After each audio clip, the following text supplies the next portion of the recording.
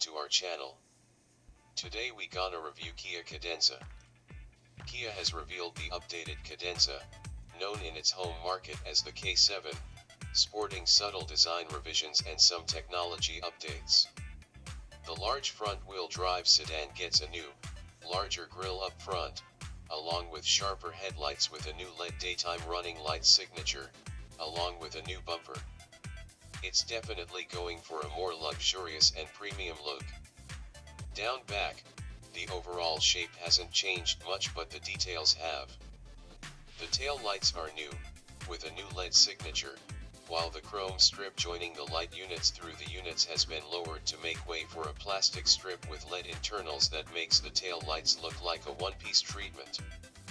Lower down, the bumper has been revised too, with a chrome strip joining the tailpipe finishers, along with different reflectors.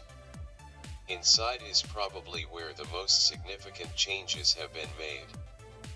While the steering wheel looks to be mostly the same bar the thinner switches in the spokes, the center stack has seen a pretty comprehensive makeover. Gone is the trapezoidal treatment to the dashboard that adorned the previous model, which looked similar to the smaller Optima and Hyundai Sonata for a more pared back and elegant look. There's more gloss black trim and the switches and buttons are smaller, while the central air vents have been relocated to under the infotainment screen rather than being placed on either side. Speaking of the touch screen, Kia has introduced its larger display to the Cadenza, likely the 12.3-inch unit we've seen rolled out on the K900 limousine. There's also a 12.3-inch virtual instrument binnacle that will be available on higher variants, much like the unit available in the new K900, which also offers a blind spot assist feature that streams a live feed into the cluster from a side-mounted camera. As for powertrains, the Korean model will be available with 2.5-liter and 3.0-liter GDI petrol engines, a 2.2-liter turbo diesel, along with a 3.0-liter engine compatible with LPG. It appears the 3.0 GDI and 2.2 EV GT engines are carried over from the previous car, which make 195 kilowatts and 148 kilowatts respectively, while the 2.5 GDI seems to be an updated version of the old model's 2.4-liter unit. A hybrid version will also be available. Meanwhile, the pre-facelift version available in the US is exclusively offered with a 3.3-liter V6 making 213 kilowatts, paired with an 8-speed automatic. Further details should come to hand when the Cadenza/K7 is detailed for export markets like North America. There seems to be some new color and trim options too for the Korean market, including quilted leather and wood-look ornamentation. Configurable ambient lighting features, too.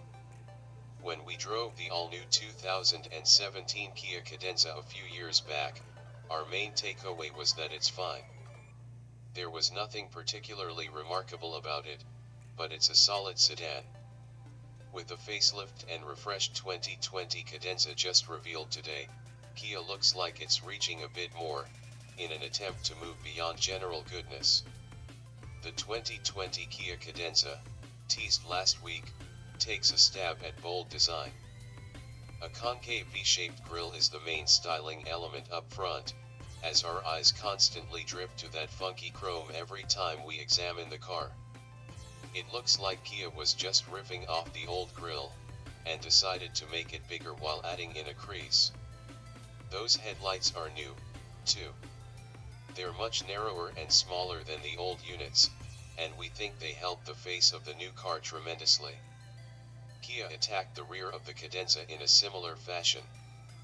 The tail lights now stretch across the entire rear of the sedan, connected by an interesting dashed line coming in from both sides and meeting in the middle. It's just another example of Hyundai/Kia designing tail lights with a sense of style. we're reminded of the new Hyundai Sonata that went in a bold new path itself at the New York Auto Show. Changes to the interior are relatively significant for just a mid-cycle refresh.